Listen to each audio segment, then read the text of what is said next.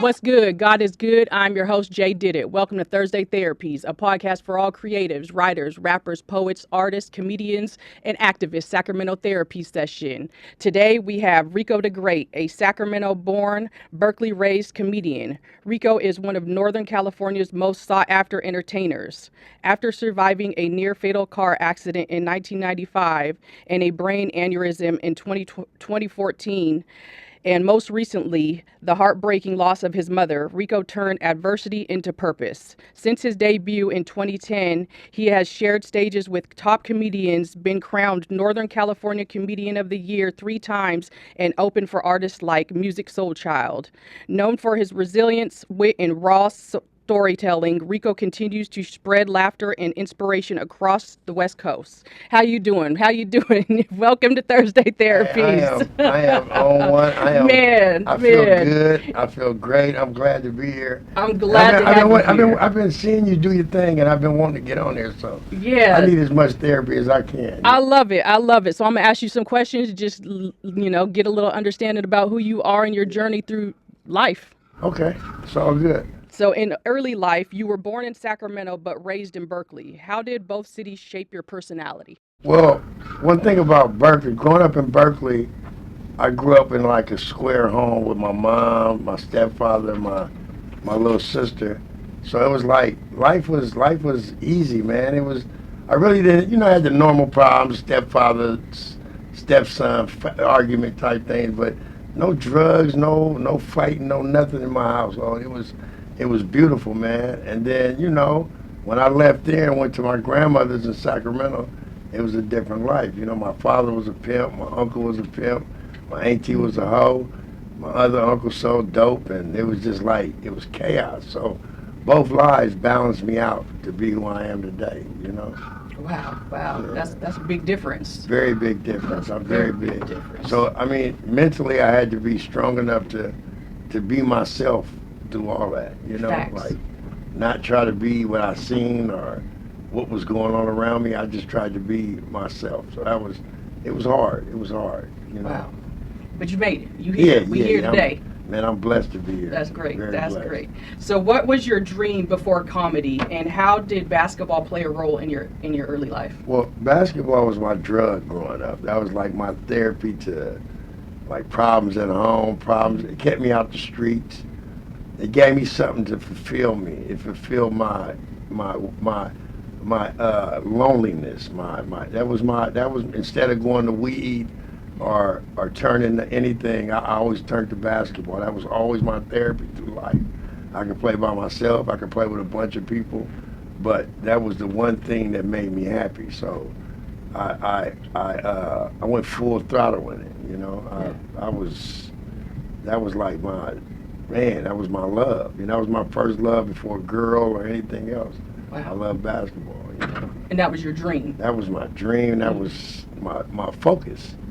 I changed a lot of things in my life just so I could make it in basketball. Right. You And know. that changed after your accident. Well, after I got in the accident, my whole life changed. My Right. whole life changed. My outlook on life changed. Everything.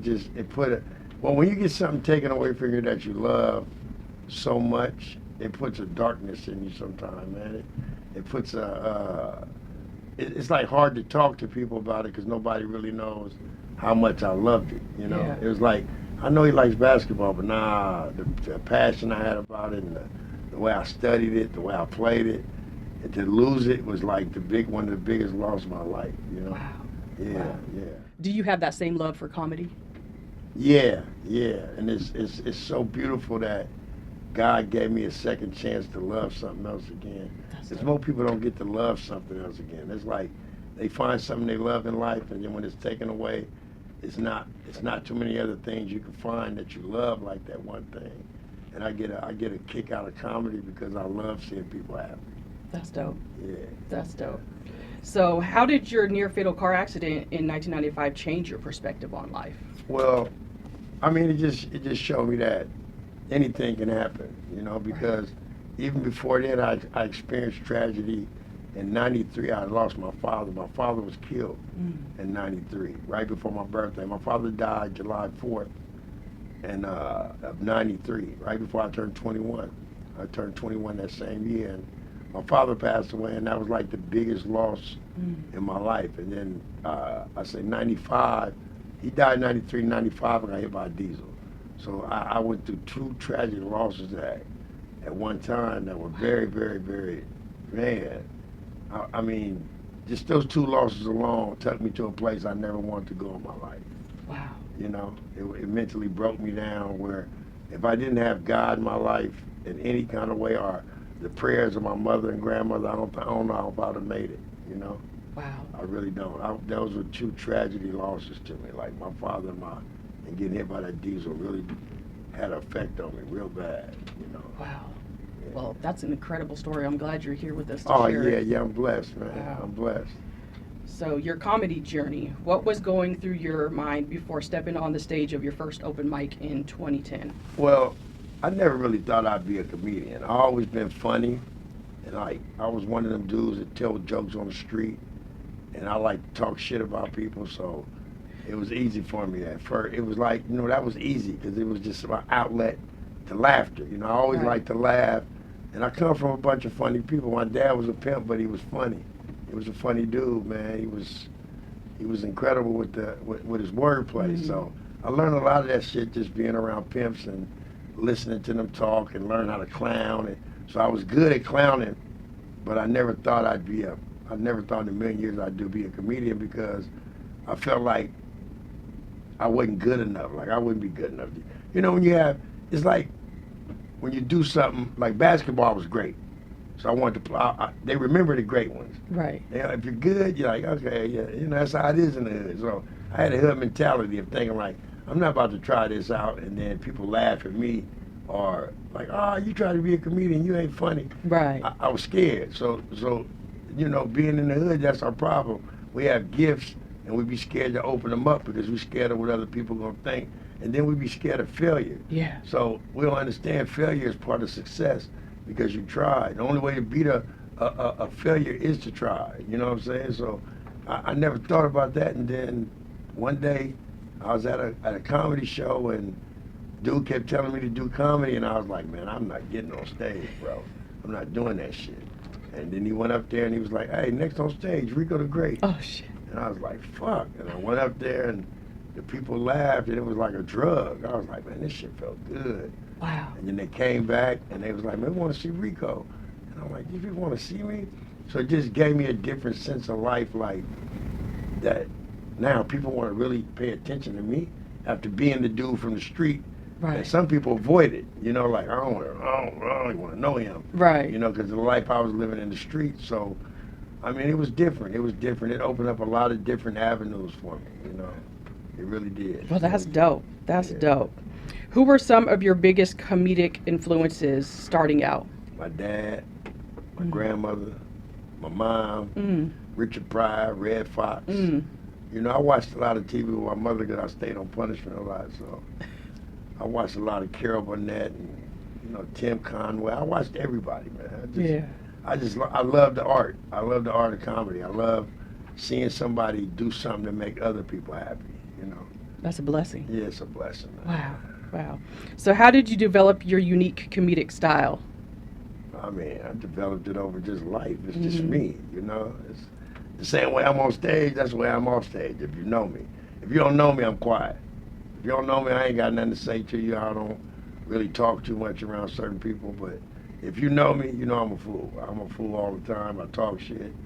Even when you just talk to me on the phone, it's gonna be a funny conversation. Every time you pick up the phone, it's a joke. I like laughter. I know how to be serious. Don't think that I'm just no joking ass dude. But, please don't think that. Believe me, I know you. Yeah, don't play with me, John. I ain't no joke. I ain't nobody to be playing with. But I just like seeing laughter, man. I like seeing people happy. Right. And I've been through so much and so many tragedies in my life that for me to make it through the things I made it through and be blessed, I mean, you should be blessed to be walking around. Absolutely. So yeah. Facts. Man. It's really my therapy, man. It is. Absolutely. To see people laugh. I don't care what I'm going through. When I leave a show and people have laughed, and I like the people to walk, man, you're funny as hell. You're whoop, whoop, whoop, whoop. And it just, that's the charge I get from it.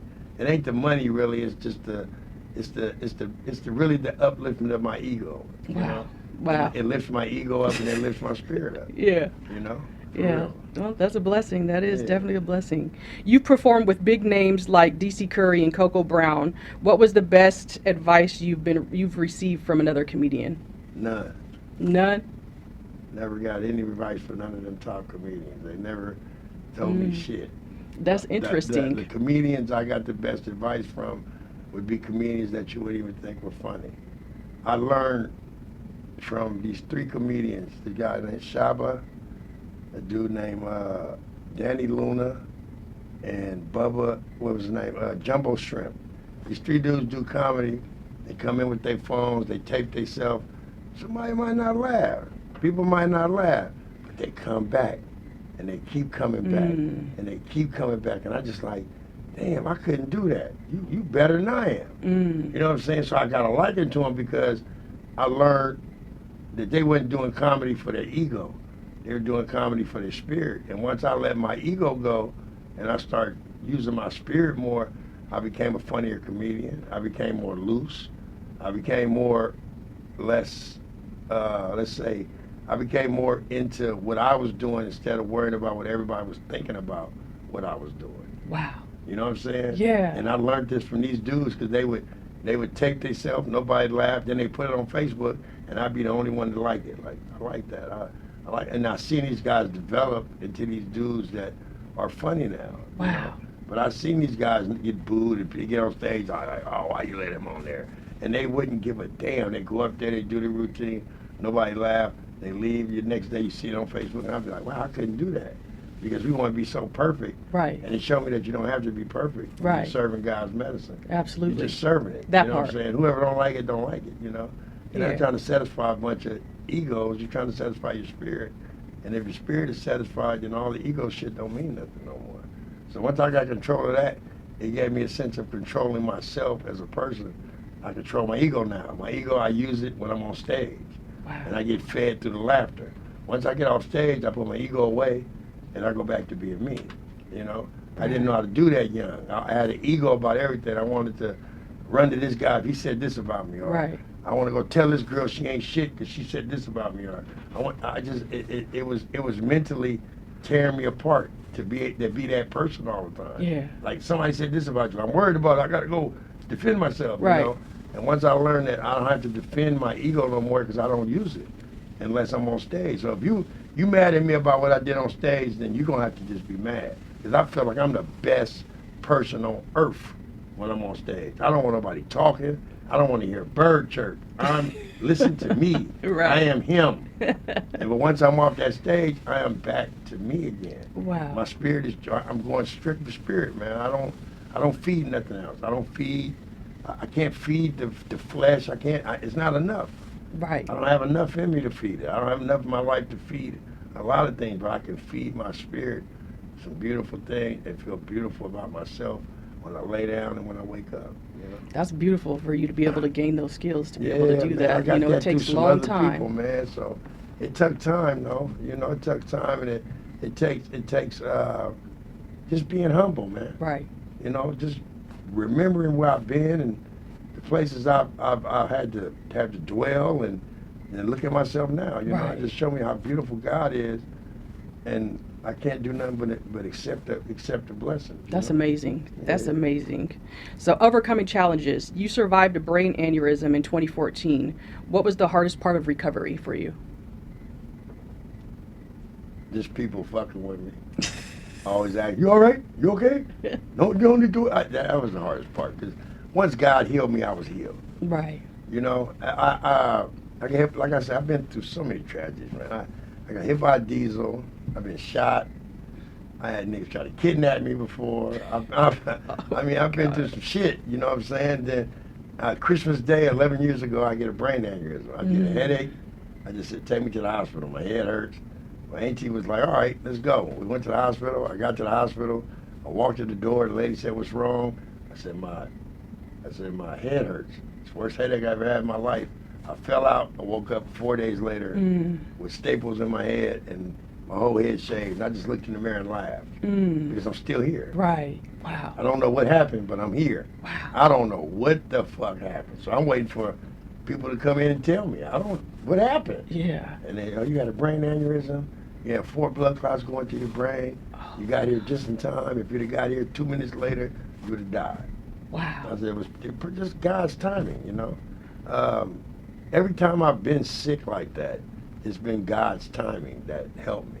I remember I got a heart patient. I got a heart patient now. And I couldn't sleep. And my mom kept coming in the room going, why are you in the bed all day? You don't never stay in the bed all day. And I said, well, I just can't breathe. I can't go to sleep. I keep going to sleep and waking up out my sleep. It's like I can't breathe. So you need to go to the doctor. So I go to the doctor and I put my finger inside the little thing and the lady was like, oh my God, we gotta get you to the vet. I don't even know how you're living right now. And I'm like, how am I living? She's like, your heart's pumping at 20 pumps a minute and we resuscitate people at 40. Wow. And I was like, well, hey man, you better take me to the back then. She said, you're not dizzy? And I said, I don't feel shit. So I went there and this is funny as shit is I'm laying in the room and they got all these things connected to me, bringing all these doctors in. Nobody knows what to do. And then this old doctor comes in with all these papers and shit. He's probably there when the first black nurse came to the hospital. He was old, hair coming out his ears. And I was like, look at this old motherfucker. He knows what to do. And he whispered in somebody's ear. And they came over and they said, we're going to have to give you a heart pacer, but we got to put you in surgery right now. And we're not going to be able to put you to sleep. And I said, oh, well, how the fuck are you going to do this without me going to sleep? We're going to numb it, and then we're just going to cover your neck where you don't see it. But we're going to put it in there. We can't put you to sleep. I said, all right. So I went through that, and, you know, it's just like I go to things and I know God has got me, so I don't trip, man. Right. I don't trip. I've been through so much, I don't even trip. It's just like He's used me as an example to tell people, hey, man, this is the power I have. Wow. You know, and when I went through the brain aneurysm thing, the best thing I ever did, and I tell any of my friends, was I went and seen a therapist. I went and seen a therapist. I didn't go see a psychologist and nothing like that. I went and seen a therapist. And therapy helped me out so much because I found out so much about myself that I didn't want to tell the world. Right. You feel? I was able to tell somebody. I was able to tell things that I didn't want to tell nobody, and it cleansed me of those things. So it made me love people even more. It made me love my mom more. It made me love my kids more. It made me love my friends more, because I was holding back love because I had so much grudge in me about shit that happened to me that I had no control over. Did it help you love yourself more? Way more. That's That's what part. made me be able to love other people more. Yeah. I found out I wasn't loving me right. Mm-hmm. I was loving me, but I wasn't loving me as to the extent that I need to be loving Right. me. And when I found out how much I could love myself, I was like, damn, I got so much more to love in me. It's ridiculous. I can love everybody now. Yeah. And then having comedy to love, it gave me something to be able to throw back to the people that love me, you know. And the biggest thing about it that made me happy about doing what I do is because I made my mother and my grandmother proud. That's I amazing. wasn't in the streets no more. I led a street life real tough. So for them two women to see me succeed at something, it gave me a lot of mental health, you know. That's amazing. Because that's one thing in my life I always wanted to do, was see them two women smile and be happy at what I was doing. So that's why I tried to excel in basketball so much.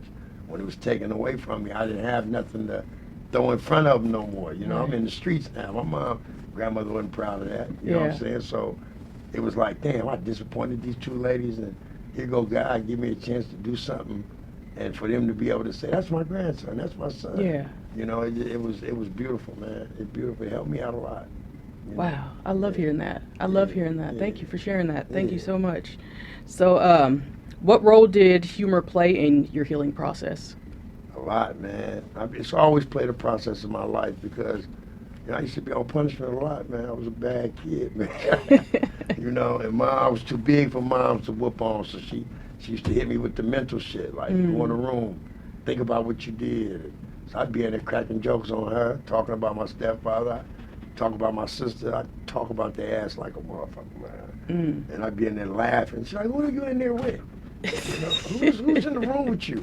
I'm in here by myself. Like, what the fuck are you laughing at so much? I'm laughing at you and all the shit y'all doing around here. So, yeah, it's just, humor's always been my outlet, man. right along with basketball, I was funny on the court. I never knew, you never know what God is setting you up for in life until the setup is put in your face. You know? I've been doing comedy all my life. I've been the funny guy on the bus going to the basketball games. I was the funny dude on the street. It was the defense mechanism. Mm-hmm. And when I grew up in Berkeley, all my dudes talk shit. Still to this day, I got a text thing on my phone. It's about 20 of us, and we still talk shit about each other, and we get personal. Mm-hmm. Like, we've been knowing each other since like 4th grade, so it's like, if you shitted on yourself, pissed on yourself, they still bring the shit up now, and we're like 50-something years old.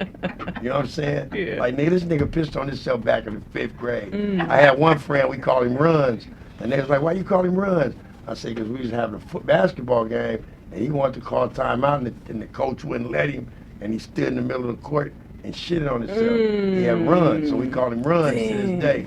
You know what I'm saying? So the nigga be like, man, I'm so tired of you niggas calling me Runs. Wow. You shouldn't have ran, right? You should have ran your ass in the bathroom and not on the court. You ran on the court, so you run for life.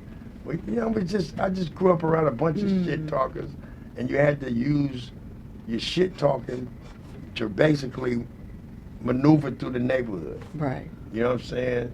You know, so that was my defense mechanism when the tough guys tried me. You know? Yeah. I'll talk shit about you, make you go home and change your clothes or something. You know? Right. I like that shit. So, let's switch it up a little bit. Losing your mother, first I want to say I'm sorry about that. Right, I recently lost my mom in 2022, and I know how difficult that is. You know, she's all I ever had on this planet, so I know it's very, very difficult. Right. But how has losing your mother shaped the way you see life now?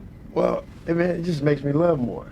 Right. You know, her spirit was full of love, so I just take on her spirit, and I love more now. I know how much she loved.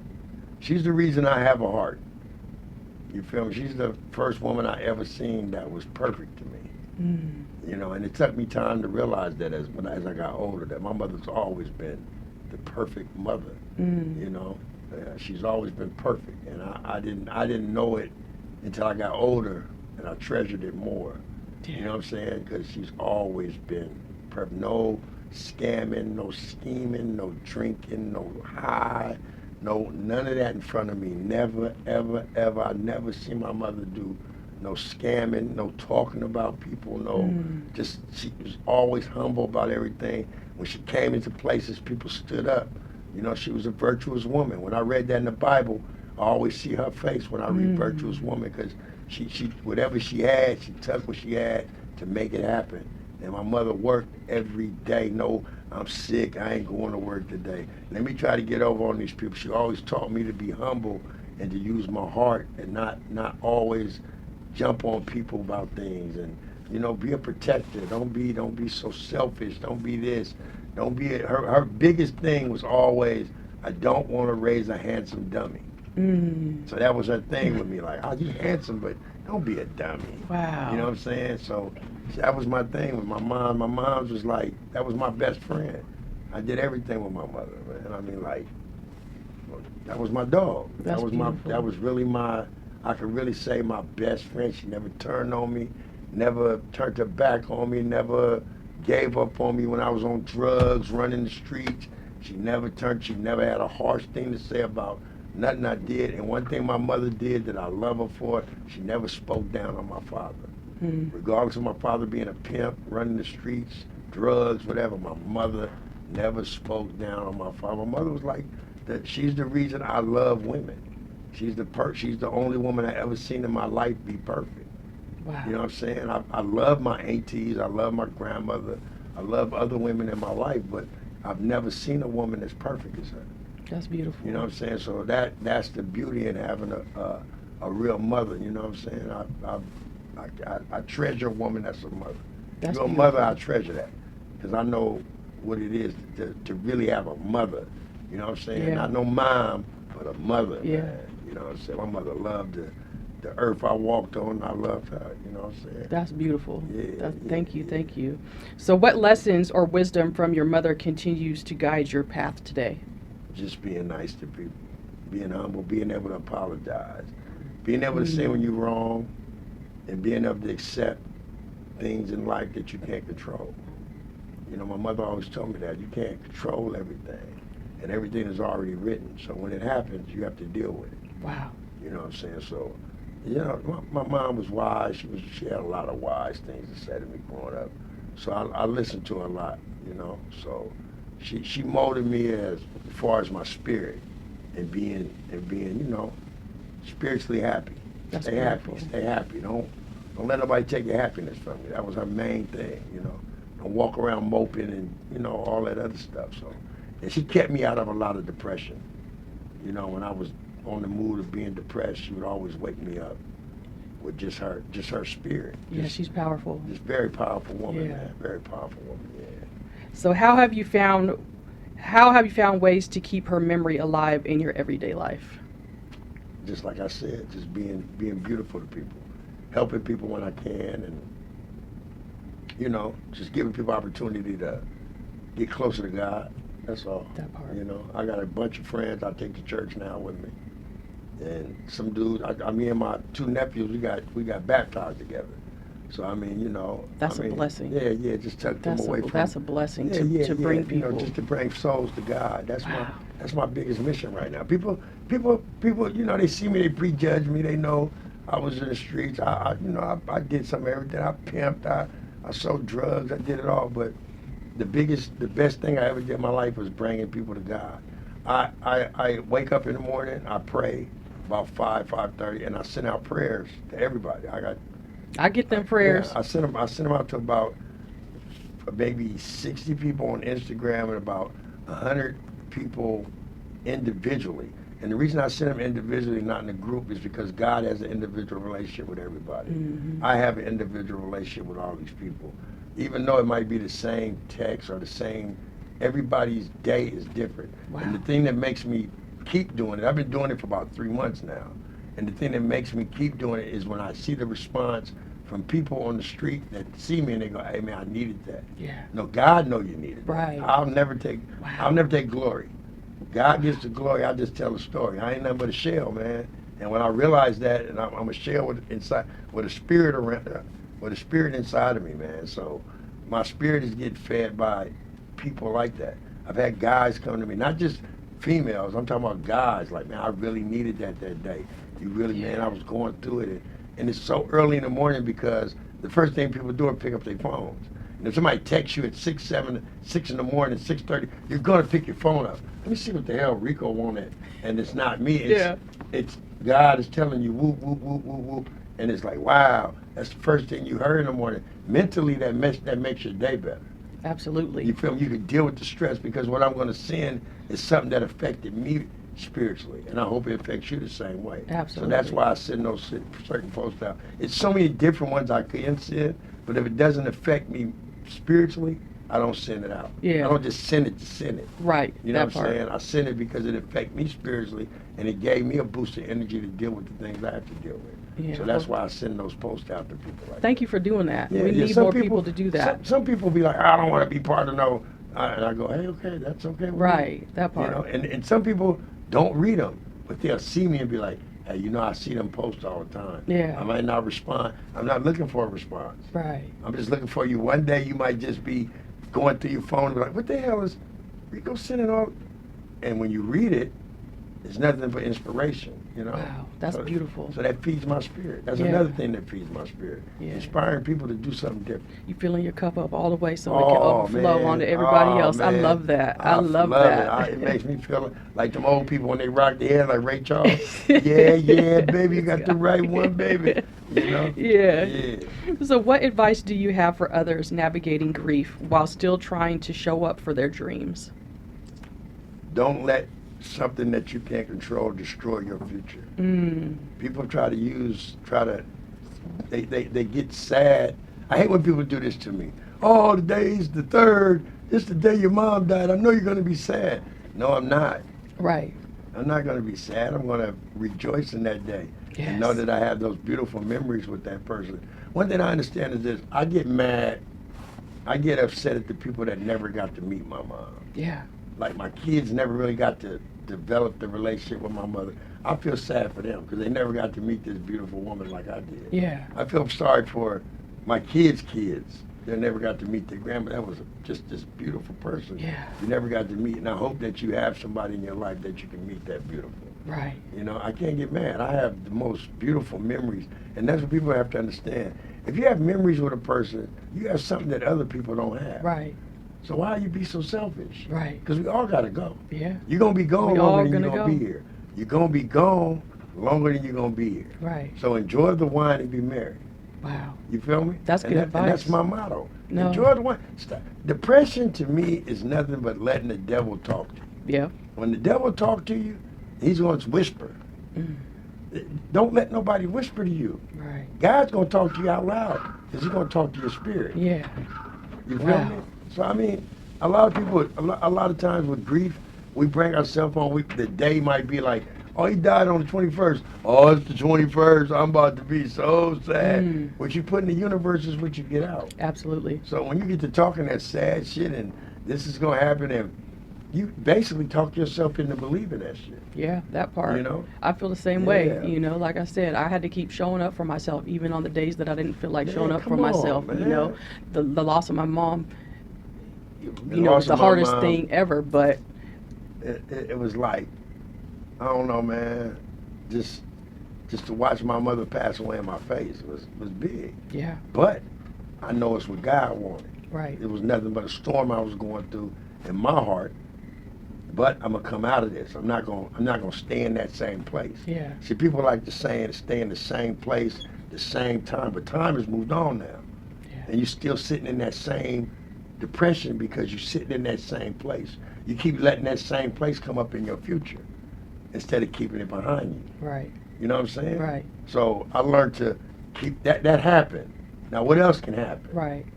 You know what I'm saying? What else is gonna happen? Yeah, I'm not worried about what happened. What else can happen though? yeah, You know what I'm saying? And I'm not worried about what can happen. Because anything that happens is in the glory of God. absolutely. It's not my control. Right, All I can do is make decisions when I get to these certain doors. Do I go through that door or do I go through that door? God has given me a decision. Do I want to go back to this life or do I want to go continue living this new life that I'm living and take a chance on something that is much more harder than I've ever done in my life? right, People be scared to take chances. absolutely. You know, it's like I'm gonna stay where it's easy. You know, Right. Like, if I can't swim, I'm gonna stay in the small pool Yeah, instead of taking the chance and going deeper. yeah. People are scared to take chances. Life is not a pool. It's not a swimming pool. Take that chance. Take that chance. Take that chance You every got to. time. Every Yeah. time you take a chance, you open up a different gift. I love that. You know, That's great So, advice. yeah, Take that it's- chance. you gotta Always take a bet on chance. yourself. Oh, man, if you can't bet on yourself, why would you bet on the team? Man, tell me You know? about it. Come on. Wow. So let's switch over to some career highlights. How did you feel to be named Northern California Comedian of the Year 3 times? It was really a pleasure to me because I got to give a trophy to my mom. That's beautiful. And she got to tell people. I hear her in the room telling people like shit about me, and I just laugh because I remember she used to tell people shit about me, and it wouldn't be, it wouldn't be that. It wouldn't They'd be like, that what- shit. you know, be like, how's he doing? He'd be like, oh, he's okay. He's getting his life together. He's still trying. And I'm like, man, she don't want to tell him. He's pimping. He's selling dope. He's Man. running the street. This nigga's crazy. You know? Man. But the moms, and then one day, and this is what made me so happy, I took a picture of a lady at a show, and the lady, it said some good things about me. And my mom seen the picture, and she was like, hey, she said, hey, I went to school with this lady. And I was like, oh, for real? You know, I think nothing of it. And I'm sitting in the room, and I hear my mom get on the phone, and she go, hey, how you doing? And the lady must have said what's up. She said, you know that's my son you was with in the picture. And the lady must have said something. She's like, yeah, that's my son. Yeah, I'm proud of him. And just to hear that, Yeah. that made me a star. Wow. From that day, I was Richard Pryor, Paul Mooney, Yeah. Dave Chappelle. I was on the top with all them. Oh, You know that's what I'm saying? amazing. Wow. Just to hear that, then to see my grandmother watching the video of me and just laughing and crying. Oh, And I'm wow. like, man, look at this here, man. This is crazy, man. Oh, wow. You know, I used to be the dude that's to come in, classy. she'd be like, there you go, on them drugs, messing with them women. Get out of my house. You know? Oh, shit. Now it's, come here, baby. You know? Yeah. You know, come on, man. I love it, man. Oh, wow. That's amazing. So what was it like to open up for Music Soul Child? It was cool. It was cool. Regular, yeah. It's crazy when you open up for people that you've always looked at in videos and TV. It's just God taking me on the journey. I'm meeting people that I thought I'd never meet. Right. You know, Other humans. Oh, other humans that I thought I'd never be in the presence of. Right. I mean, God has taken me. Like I say, I went to the Apollo. I did the Apollo, and I never thought in my life I would be at the Apollo and look up and see my name on the fucking marquee. You know, that was like the biggest shit ever to me. That's amazing. That was like, man, Mom, I had to call my mom. Check this out. His son is on the marquee at the Apollo. I'm headlining the Apollo. That's amazing. A nigga who never wrote a joke a day in his life is headlining the Apollo. Don't know what the fuck I'm doing still, but I'm headlining the Apollo. You taking them chances. With Bob Sumner from Def Comedy Jam. What? That's blessing. The dude that used to pimp, sell dope, and snort coke and pop pills and dance outside his car. That's you know, amazing. Here I am now. I'm at the Apollo on stage. Yeah. Making people laugh in New York. Man, that's amazing. Man, God is amazing, man. Wow. He's amazing, man. Can you tell me, can you share an experience filming your special B-Town's Finest? Just dealing with my cousins and friends, and it was the first time I ever did anything like that, so it was kind of different. It's an older DVD of me back when I first started like doing comedy. A friend of mine, he really was behind me 100%, and he felt I was that funny, and he did it for free. He took a bunch of my different shows, put them together on the thing, and then he came and interviewed me one day, and just to get an insight of who I am. And it was a great DVD. I got a lot of good reviews on it, and it was just thrown together. Nice. I got another one about to come out called I Grew Up Different. Okay. And I'm trying to find a platform for it now, but I got a bunch of people backing behind it. But I got a hell of a special called I Grew Up Different, and it's just about me growing up as a kid, being the son of a pimp, and just going through the life I go through. I went through as a young guy. That's it. I'd love to watch it because I didn't hear so many stories. Yeah. It's funny, man. It's real funny. Yeah. Okay, so what's the funniest and most unexpected moment you've had on stage? I've had people run up on stage. Not on the Chris Rock shit, because I ain't playing that. I'll punch the shit out of you. You get your ass whooped running up on me. I'm going to beat you with the microphone. I'm not playing. I'm not one of them dudes at all. But I've had women run up on stage. I had a midget run on stage one time. Damn. And just run across the motherfucking stage, And then it's been shit in the audience that happened, but really nothing too much. You're so far away from the audience sometimes that you don't really trip off the people over there, Yeah. You just got to stay focused. Yeah, that's it. So people distract you talking and all kind of shit. Sometimes you got to just forget them, Yeah. So let's switch back on some mental health and your mindset. How do you manage your mental health while working in a high-pressure entertainment industry? I really and truly, I smoke a lot of weed. I'm not going to lie. It keeps my anxiety from jumping off because I have anxiety attacks every time I go to a show. There's no ifs, ands, and buts about it. I can't be around a bunch of people too long. I'll start having breathing problems, all kind of shit. People be thinking I'm so cool, but nah, motherfucker, I have problems. I have a problem with being around a room with a bunch of people and touching on me. And just like grab it, and I don't know you people because I don't see you during the week. I only see you at shows, and people are snapping at me, grabbing at me, and sometimes it's just like too much. And I have to go outside and let myself breathe, smoke some weed or anything like that. But mentally, I deal with everything in the sense of, like I said, my spirit, man. My spirit does not allow me to be overthrown by the things that are in my mind. Right. I don't let my mind take over my body. Right. You mentioned going to therapy. Are you still? Nah, I don't go to therapy. My therapy comes amongst my friends now. We have a therapy session amongst ourselves. We sit down once a week and we talk about what's bothering us. That's good. And we don't hold nothing back. I don't care if you cry.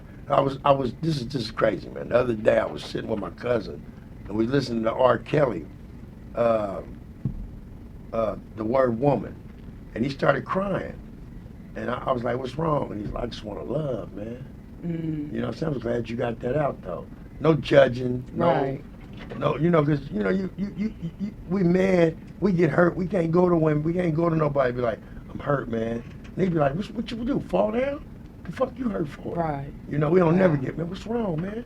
Well, man, my girl, oh, you let that bitch, nah, see, it's not, I've never been that type of person with any of my friends, and that's why a lot of people call me for advice.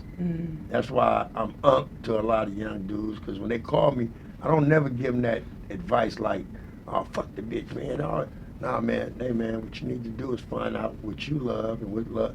I'm going to give you some advice that somebody should have gave me. Right. Not the pimp, not the player, because you're not calling for that. If you're calling me about something in life, you don't want to hear no thug shit.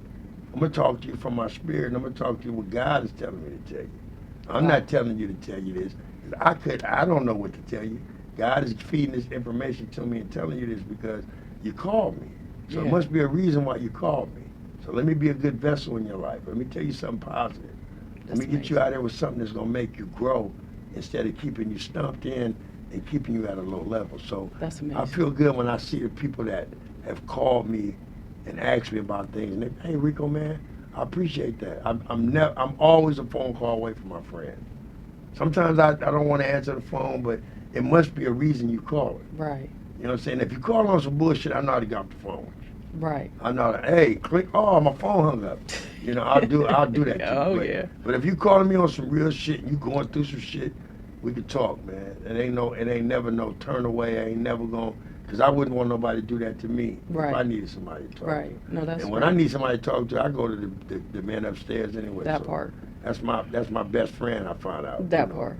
That I could tell him and he ain't gonna tell nobody. He ain't told nobody yet. Even the angels ain't came back and told me nothing that God told him. So what advice do you have for others trying to find their purpose through tragedy? Stay strong. Stay mentally strong. It's not all about the physical, it's all about the mental. Your mental, and keep your spirit healthy. Feed yourself things that you love. It's all about building to destroy. I tell people that all the time. I got that from the 5%ers. You build something that you love and you destroy something that you hate every day. It's not a matter of destroying it all at one time, but it's all about building. So if you're building something to destroying something, that you're making yourself a more positive person, because now you're building things in yourself that you love and you're destroying some of the things that you hate. And just take one thing that you don't like and start destroying it. You can't destroy it in one day, but as time goes on, those habits leave. It takes 30 days to break a habit. You know what I'm saying? If you could go 30 days without something, you can go 30 more days without it. You know what I'm saying? So it's just a matter of mentally being strong. You have to make yourself mental strong. Mentally, you have to go to places that make you feel strong. I don't care if it's go out to the water and look at the water for a minute. Get your strength from there. But always know that you're powerful and you have strength, because you have to think about the darkest things you've been through and how you made it through that. So if you made it through that, that power's still in you. You can use that same strength to destroy the other things that are going on in your life. You're never too weak. Well said. Yeah. Well said. Wow, well said. So looking ahead, what's next for Ricco Da Great? Life. Just life. I love it. That's all I'm saying. Just life. Just you life. are life. You're pouring life into others. I love it. I love seeing you like this. Because I didn't see you 20 years ago. You knew me back when I was wild style, man. A lot of people don't know that. Some dudes know, when I was wild style, but I mean, God is, man, he's a good person, God is man. good. God is good, man. He changed my spirit, and he humbled me, man. And when you get humbled by God, it's a different humbling. It's different than getting beat up by a nigga in the street. It's different than a nigga shooting you. It's different than a motherfucker robbing you. So God humbles you at times where $50 feel like 50,000. You know what I'm saying? Wow. So that's how humble I am. Wow. I'd be happy with $50 and I would with 50,000. No, I'm so glad. I'm so glad. Yeah. Like I said, it's really good to have you on here and to see what you got going on. Man. That's so great. So what legacy do you want to leave, both as a comedian and as a person? I just want to leave something beautiful for my kids to stand on. My father was who he was in the streets, but he inspired so many people that it made me want to inspire people. My father was a good dude, even though he was a pimp. He inspired a lot of people. He was a good person to a lot of people, and it opened up doors for me in streets and avenues that I never thought would. You know, it was places I could have been dead, and the fact that that was my father, it opened up them doors for me. Like, hold on, that's whose son? Wow. Oh yeah, oh man, come on, man. I didn't know that was your dad, and you know, I want to be able to leave that legacy for my children and my grandchildren. Nice. Like when my daughter go get a job and they, hey, who are you related to? Oh, my father was so. Oh no, come on in. You know, you just want to leave blessings for people, man. Yeah. I don't want to leave anything that my kids have to pick up that I left for them that was destructive. Right. So I want to leave love for them. Yes. So when people look at them, that's what they see. I love like that. They come from love, man. I love that. That man love people, you know. And I want my kids to be able to walk the earth knowing that their father loved enough for people to love them back. That's beautiful. You know what I'm saying? Just because they're a part of me. That's beautiful. You know? So yeah, that's the one thing I want to leave legacy. Comedy-wise, the nigga was crazy. One of the best to do it. You know what I'm saying? Funny as hell. Original. You know what I'm saying? And, you know, just an all-around cool guy, man. Yeah. That's it. Yeah, that's great. It, man. Yeah, you are a cool guy in my eyes. Thank you you. are. So let's switch gears a little bit. What kind of shows you have going on? You said you have a film coming up. I got a movie coming up called Stepdad. I play a stepdad. You know, I've done that pretty good in my life. You know, I'm Denzel Rico. You know, when it comes to stepdad, I'm stepdad. I done seen a couple of my stepkids out there. Hey, stepkids, how you doing? You know, yeah, you know, footballs and all that, man. So yeah, man, we got a movie called Stepdad. I did a movie called Easy Money. It's out. I got a role in that movie. Okay. And then I did the video with E40. I just did the video with Juvenile and D-Shot and To Be Legit. Okay. I got a little spot on El Camino, 28 El Camino. I'm doing a little spot every Sunday. I'm bringing comedy back Sundays. Last Sunday I did about an hour of comedy, just off the head shit, and it was pretty good. Other than that, I've been traveling, man. I got a show in Louisiana at the end of the month. Then come back, go to Seattle. Come back. I'm supposed to do some stuff in Texas, but I'm just going with the flow, man. That's a blessing. Just going with the flow. Any place God put me in the garage, I'm gonna do comedy. It don't matter. I just like serving the medicine, man. I love that. Yeah. I love that. So where can people find you? Right here. I'm just playing. Nah, you find me at your local weed spot, man. You know, chomping down on some good trees. You can find me at your punchlines. Your Last Unlimited. You know, your local liquor store. You know what I'm saying? Buying blunts. I'm gonna make you laugh. You know, anywhere you see me, man, just speak, man. I get tired of people seeing me and looking at me like I'm E.T. or something. You know, I ain't shit. I'm just regular old Rico, man. Yeah. And if you speak, I'm gonna speak back. Even if I don't know you, I'm gonna treat you like you're my cousin. Right. 'Cause I just feel like you knowing me and speaking to me and even giving me that time is like precious, man. Yeah. Time is so precious. You never know when you're not gonna see a person again. Right. So when a person see me and they, hey Rico, and I probably don't even know your name. I couldn't tell you a vowel in your name. You know what I'm saying? But I'm gonna treat you with that same love and respect because it's something about me that sparks some energy in you. So to keep that energy going, I'm gonna give you that same energy back. That's you know dope. what I'm saying? I'm not gonna act like I don't know this woman. You know. Yeah. I've had women kiss me on the neck and I'm like, why did she kiss me on the neck? I barely know this woman, you know. I'm like, oh, I'm not gonna kiss her back, but hey, how you doing? You know, but it's I don't trip, man. Yeah. You know, I've had some women do some vulgar shit, but I don't. So are you Ricco Da Great on all platforms? Yeah. Ricco Da Great. RICCO DAGREAT. Ricco Da Great. That means duh, he's great. Goddamn. Duh, D-A. D-A, duh. Great. Like Rico's duh, great. Yes, like, I love it. You know? I love it. So like, subscribe, comment, check yourself, check your mental health. Thank you so much for coming on Thursday Therapies. This was a great interview. I'm very, very glad that you came on the show. And yeah, check yourself, check your mental health. And when you see me throwing up these bees, that's over. Goddamn. Well, fuck you. Fuck y'all. I'm just fucking with you. That's it?